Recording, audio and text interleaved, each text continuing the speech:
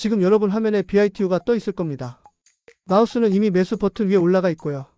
비트코인이 조금만 흔들려도 심장이 먼저 흔들리는 사람은 더 흔들리는 걸로 더 빨리 끝내려 합니다. 그게 레버리지의 유혹이고 그 유혹이 계좌를 비웁니다. 오늘은 그 반대로 갑니다. 흔들리지 않는 방법은 멘탈을 붙잡는 말이 아니라 구조를 이해하는 겁니다. 구조를 이해하면 흔들림이 와도 행동이 바뀌지 않습니다. 2016년에 안드레아스 안토노플로스가 했던 말의 핵심은 이거였습니다. 비트코인은 탈중앙화된 화폐인데 사람들이 제일 먼저 한 행동은 다시 중앙화 기관을 만든 것입니다. 내 돈을 대신 보관해주는 곳을 만들고 거기에 다 맡겼습니다. 그리고 결과는 은행 역사와 똑같았습니다. 누군가 대신 보관하면 들고 도망갈 가능성이 생깁니다. 그 가능성이 현실이 되는 순간이 해킹이고 파산이고 출금 중단입니다. 여기서 첫 번째 함정이 나옵니다. 사람들은 비트코인이 위험하다고 말합니다. 하지만 많은 경우 위험했던 건 비트코인이 아니라 비트코인을 맡긴 방식입니다. 비트코인 자체의 네트워크가 멈춘 게 아니라 중간에 낀 기관이 멈춘 겁니다. 비트코인은 24시간 계속 움직입니다. 종가가 없고 쉬는 시간이 없고 마음 편히 숨 돌릴 틈이 없습니다. 그런 시장에서 사람들은 불안할수록 더 편한 해결책을 찾습니다. 거래소에 맡기고 수탁에 맡기고 상품을 사서 대신 들고 있게 합니다. 편해지는 만큼 단일 실패점이 생깁니다. 그럼에도 비트코인이 계속 살아남은 이유가 뭘까요? 안전은 공격이 없어서 생기는 게 아니라 공격을 견디며 진화하면서 생깁니다. 전 세계에서 가장 공격받는 꿀단지 중 하나가 되었는데도 프로토콜은 계속 작동해 왔습니다. 이게 비트코인에 대한 신뢰의 본질입니다. 누가 보증해주는 신뢰가 아니라 누구도 멈출 수 없게 만든 구조에서 나오는 신뢰입니다. 두 번째 함정은 변동성입니다. 사람들은 하루에 20%, 30% 움직이는 걸 보고 이게 화폐냐고 말합니다.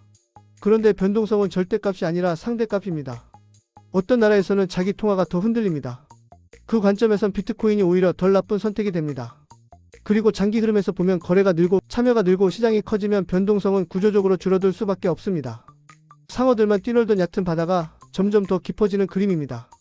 세 번째 함정은 공급입니다. 비트코인의 공급은 누가 찍어내는 게 아니라 알고리즘으로 정해져 있습니다. 약 4년마다 신규 발행이 줄어들고 결국 2140년쯤 신규 발행이 사실상 멈추는 구조를 향해 갑니다. 이건 인류가 처음 경험하는 디지털 희소성 모델입니다. 금이 시간이 갈수록 캐기 어려워지는 것처럼 비트코인은 시간이 갈수록 새로 나오는 양이 줄어듭니다. 그래서 비트코인을 단순 결제 수단만으로 보면 절반만 보는 겁니다. 비트코인은 디지털 준비 자산, 디지털 기축 자산 쪽으로 자리를 잡으려는 성격이 있습니다. 모든 시스템 위에 올라가는 가장 단단한 바닥 자산, 그 포지션을 노립니다.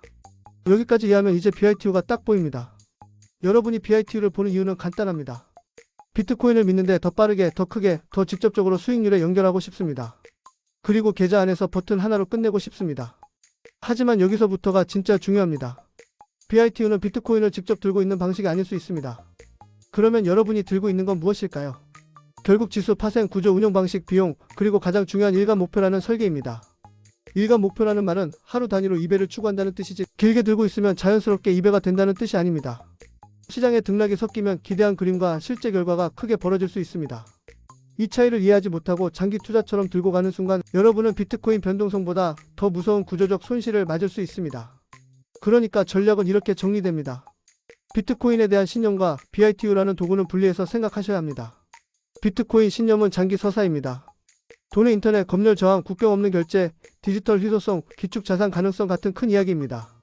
반면 BITU는 전술 도구입니다. 짧은 구간에서 방향성이 강할 때, 리스크를 감당할 수 있을 때, 계좌 안에서 규칙을 지킬 수 있을 때만 쓰는 칼입니다. 칼은 나무를 자르지만 손도 자릅니다. 그럼 어떤 사람이 BITU를 쓰면 안 될까요? 첫째, 비트코인이 오르면 기쁘고 내리면 잠이 안 오는 분들입니다. 둘째, 손실을 보면 규칙이 무너지고 물타기로 감정을 달래는 분들입니다. 셋째, 레버리지 상품을 장기 적립식으로 들고 가도 된다고 믿는 분들입니다. 이 세 가지 중 하나라도 해당되면 BITU는 도구가 아니라 덫이 됩니다. 반대로 어떤 사람이 BITU를 고려할 수 있을까요? 첫째, 비트코인 자체의 변동성을 이미 받아들였고 계좌 규칙을 더 엄격하게 적용할 자신이 있는 분들입니다. 둘째, 보유 기간을 짧게 가져가며 일간 목표 구조에서 생기는 괴리를 이해하는 분들입니다. 셋째, 포지션 크기를 작게 잡아도 만족할 수 있는 분들입니다. 레버리지는 크게 먹는 게 아니라 작게 써서 크게 망하지 않는 게임입니다. 여기서 많은 분들이 착각하는 포인트가 하나 더 있습니다. 나는 비트코인 장기 우상향을 믿으니 BITU도 그냥 들고 있으면 되겠지, 이런 생각입니다. 그런데 일간 레버리지는 변동성의 영향을 받습니다. 위아래로 흔들릴수록 장기 결과가 생각보다 나빠질 수 있습니다. 그래서 BITU는 비트코인 신념의 대체품이 아니라 비트코인 신념 위에 얻는다기 전술로만 접근해야 합니다. 또 하나, 안드레아스의 메시지를 다시 떠올려야 합니다. 당신의 키가 당신의 돈이라는 원칙입니다. 키가 내 손에 없으면 내 돈이 아닙니다. 이 원칙을 기준으로 보면 BITU는 편의성이 있는 대신 내가 통제하는 범위가 줄어드는 방식입니다. 그러면 결론은 감정이 아니라 설계입니다. 내가 진짜 원하는 게 무엇인지부터 정해야 합니다. 비트코인의 철학을 원하는 건지, 비트코인 가격 노출을 원하는 건지, 단기 수익률을 원하는 건지부터 정하셔야 합니다. 원하는 게 다르면 써야 할 도구도 달라집니다. 이제 여러분이 흔들리지 않으려면 딱 3줄만 계좌에 붙여두시면 됩니다. 나는 비트코인 서사를 믿는가? 나는 구조를 이해했는가? 나는 규칙을 지킬 수 있는가? 이 3줄 중 하나라도 아니면 매수 버튼은 잠깐 내려놓는 게 맞습니다. 그게 진짜 강한 투자자입니다. 지금 바로 들어가서 사는 사람이 강한 게 아닙니다. 지금 안 사도 되는 사람이 강한 겁니다. 마지막으로 가장 많이 나오는 질문들을 정리해 드리겠습니다. BITU는 비트코인처럼 장기 보유해도 되나요? 가능은 하지만 설계가 일간 목표라는 점 때문에 결과는 크게 달라질 수 있고 그 차이를 감당할 준비가 되어 있어야 합니다. BITU는 비트코인을 직접 들고 있나요? 그렇지 않을 수 있고 상품 설명에 따라 지수와 파생을 통해 노출을 만드는 구조일 수 있습니다. BITU는 왜 비트코인과 수익률이 다르게 보일 때가 있나요? 일간 목표 구조와 비용, 그리고 운영 과정에서 생기는 괴리가 누적될 수 있기 때문입니다. BITU로 절대 흔들리지 않는 방법이 있나요? 없습니다. 흔들리는 시장에서 흔들리지 않게 만드는 건 상품이 아니라 내가 정한 규칙과 포지션 크기입니다. 여러분, 비트코인의 핵심은 2016년에도 이미 정리되어 있었습니다. 탈중 강화, 자기 보관, 단일 실패점 회피, 예측 가능한 공급, 그리고 장기적으로 커지는 네트워크. 그걸 이해한 사람은 2026년에도 똑같이 행동합니다. 가격이 아니라 구조로 판단하고 뉴스가 아니라 설계로 행동하고 공포가 아니라 규칙으로 버팁니다. BITU는 그 규칙을 지킬 수 있는 사람에게는 강력한 도구가 될 수 있고 규칙이 없는 사람에게는 가장 빠른 파멸 버튼이 될 수 있습니다. 버튼을 누르기 전에 구조부터 잡으시길 바랍니다. 지금까지 사월군맨의 BITU였습니다.